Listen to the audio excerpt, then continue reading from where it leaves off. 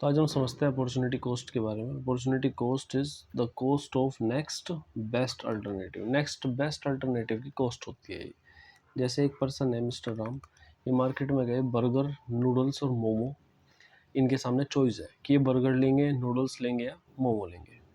सो अगर इन्होंने burger choose किया कि भाई ये बर्गर खाएंगे, ₹50 का है जो, तो इनके लिए नूडल्स जो होगा वो इनकी अपॉर्चुनिटी कॉस्ट होगा, क्योंकि अपॉर्चुनिटी कॉस्ट होता है नेक्स्ट बेस्ट अल्टरनेटिव की, means cost of sacrificing unit. Cost of sacrificing unit, जो सेक्रीफाइस कर रहा है। नेक्स्ट बेस्ट तो इसमें नूडल्स है, क्योंकि ₹60 तो ज़्यादा हो जाएंगे, तो नेक्स्ट बेस्ट है इसमें 40, तो इसलिए नूडल्स की जो कॉस्ट होगी वो अपॉर्चुनिटी कॉस्ट होगी। रीड करते हैं, इफ़ आई चूज़ बर्गर, अगर ये बर्गर चूज़ करता है, so opportunity cost is ₹40 of noodles, because next best alternative कौन सा है उनके लिए? नूडल्स। सेकेंड एग्जाम्पल से देखते हैं,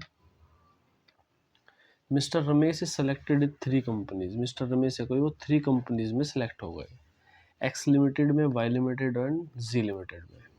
सो अगर एक्स लिमिटेड से उनको 60,000 पर मंथ की सैलरी मिल रही है, वाई लिमिटेड से 80,000 की मिल रही है एंड जी लिमिटेड से 90,000 पर मंथ की सैलरी उन्हें मिल रही है।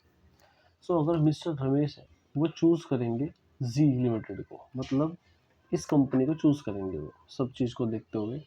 So opportunity cost is ₹80,000। 80,000 क्यों हुई, 60 क्यों नहीं? क्योंकि 90 से बाद में अगर वो 90 को चूज़ नहीं करता है, तो उसके बाद में कौन सी सबसे बेस्ट है उसके लिए? Y limited, 80,000 per month. So opportunity cost is ₹80,000 because the next best alternative कौन सा है उसके लिए? ₹80,000 per month। ये अब दूसरा टॉपिक पढ़ते हैं इसी में ही। चलिए, मार्जिनल कॉस्ट पढ़ते हैं। मार्जिनल अपॉर्चुनिटी कॉस्ट क्या होती है? Marginal opportunity cost, so it refers to the number of unit of a commodity sacrifice. ये रेफर करती है, it refer to the number of unit of a commodity. Commodity होती है कोई भी चीज़, कोई भी गुड, कि कितना। It refer to the number of unit of a commodity sacrifice to gain, कितना हम सेक्रीफाइस कर रहे हैं to gain one additional unit of another commodity. जैसे हमारे पास कोई भी 2 गुड है, एक को हम सेक्रीफाइस कर रहे हैं, ए को सेक्रीफाइस कर रहे हैं, बी को गेन कर रहे हैं। जैसे हम इसकी 10 यूनिट बना रहे हैं, पर अब हमने इसकी 9 यूनिट बनानी शुरू कर दी और हमने 1 यूनिट बनानी शुरू कर दी गुड्स बी की। तो पहले जब 10 यूनिट ए की बन रही थी, तो 0 यूनिट बन रही थी बी गुड्स की। अब हमने 10 से 9 पे ले, मतलब -1 होगी, 1 यूनिट हमने इसकी सेक्रीफाइस कर दी, gain to gain one additional unit, 1 unit इसकी बनाने के लिए एक इकोनॉमी में, ऐसे समझ लिए इसको।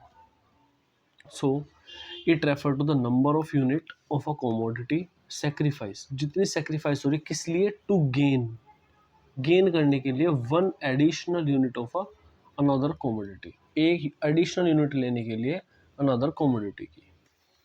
इन केस ऑफ पीपीसी और पीपीएफ भी बोलते हैं इसको, production possibility frontier, MOC is always increasing. Marginal opportunity cost हमेशा इंक्रीज होगी, that is more and more unit of a commodity have to be sacrifice, क्योंकि हम क्या करेंगे, एक यूनिट को सेक्रीफाइस करते चले जाएंगे to gain an additional unit of another commodity.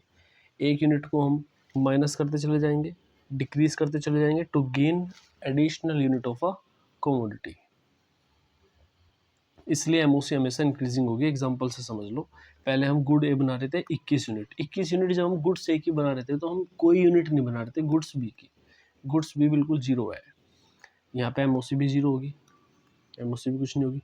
अब हमने क्या किया, 20 से हमने 21 पे आ गया, हमने इसकी एक यूनिट कम कर दी, तो अब हम इसकी एक यूनिट बनाने लगे गुड्स बी की। अब हमने क्या किया, जब हमारा प्रोडक्शन हुआ और अच्छा चलने लगा, तो हमने इसको क्या किया, 2 यूनिट कम कर दी, 2 यूनिट कम कर दी, तो हमने 2 यूनिट बनानी शुरू कर दी गुड्स बी की। अब 2 के बाद हमने 3 यूनिट कर दी लॉस, और 3 यूनिट बनानी शुरू कर दी हमने इसकी। तो मार्जिनल अपॉर्चुनिटी कॉस्ट क्या है, कि हम कितनी यूनिट गेन कर रहे हैं, एक यूनिट सेक्रीफाइस, ये गुड्स एक यूनिट सेक्रीफाइस करके। तो देख लो आप, इंक्रीजिंग में है ये 1 2 3 4 5 6 ऐसे। इसको बोलते हैं एमओसी, मार्जिनल अपॉर्चुनिटी कॉस्ट। अब इससे बाद में पढ़ते हैं मार्जिनल रेट ऑफ ट्रांसफॉर्मेशन। हम जब पीपीसी पे शो करते हैं तो वो एमओसी ही शो करता है, मार्जिनल रेट ऑफ ट्रांसफॉर्मेशन। चलिए, ये है हमारा topic, marginal rate of transformation. चलिए, MRT, marginal rate of transformation is the ratio, ये रेशियो होता है of a number of a unit of a commodity. Commodity जहाँ पे भी आएगा उसका मतलब है कोई भी गुड्स, कोई भी गुड।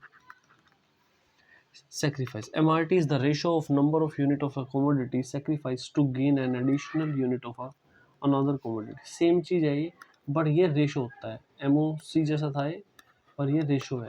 जैसे इसका निकलेगा चेंज इन यूनिट सेक्रीफाइस, जितनी यूनिट हमने सेक्रीफाइस करी, ये चेंज का सिंबल है, लिख भी रखा है यहाँ पे। तो चेंज यूनिट गेन्स, कितनी यूनिट हमने गेन करी, मतलब गुड्स ए गुड्स बी, जैसे हमने 1 यूनिट सेक्रीफाइस करी to gain 1 unit of commodity. आ जाइए, जैसे हमारे पास पॉसिबिलिटी है, हम गुड्स ए को बना रहे थे 28 यूनिट, 27 25, ये हमने कम करते चले गए to gain addition unit of a goods B. Like whenever, जब हम 28 यूनिट बना रहे थे गुड्स ए की, तो हम 0 यूनिट बना रहे थे गुड्स बी की। अब हमने क्या स्टार्ट किया, 1 यूनिट कम कर दिया हमने इसमें, 28 से 27 बनाने लगे हम इसकी, तो हमने 1 यूनिट बनानी स्टार्ट कर दी बी की।